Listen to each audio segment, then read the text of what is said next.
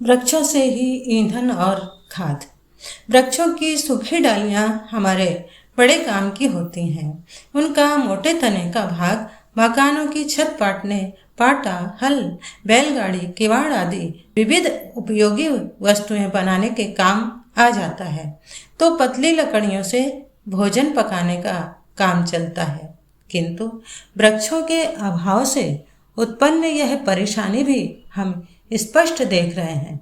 शहरों में जलाने की लकड़ियों के भाव 1-1.5 रुपए प्रति मन से बढ़कर कई रुपयों तक मन तक पहुंच गए हैं, और गांव में इस कमी को पूरा करने के लिए 50% गोबर की बहुमूल्य खाद को उपले बनाकर जला दिया जाता है।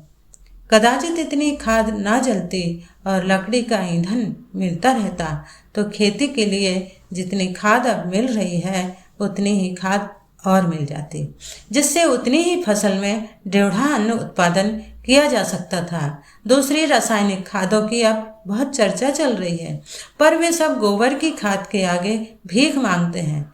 इतनी सुंदर, कम दाम की, सरलता से उपलब्ध हो जाने वाली दूसरी खाद नहीं है। इसमें मिट्टी की खारी खराब करने वाला कोई दोष नहीं है, अतः इसकी रक्षा कृषि हित में अनिवार्य है। पर यह तभी संभव है जब ईंधन की लकड़ियों का अभाव ना हो और उसके लिए वृक्षों की सघनता हो। यह तो रही अप्रत्यक्ष बात।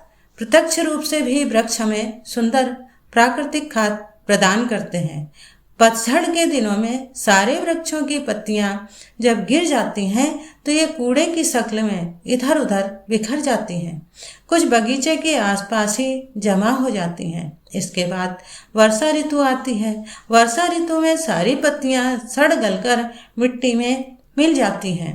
जमीन उनका उपजाऊ अंश स्वयं सोख लेती है। यह प्राकृतिक खाद वह है जो खेती को बिना खाद दिए हुए भी उनसे कुछ न कुछ अनाज पैदा किया जा सकता है।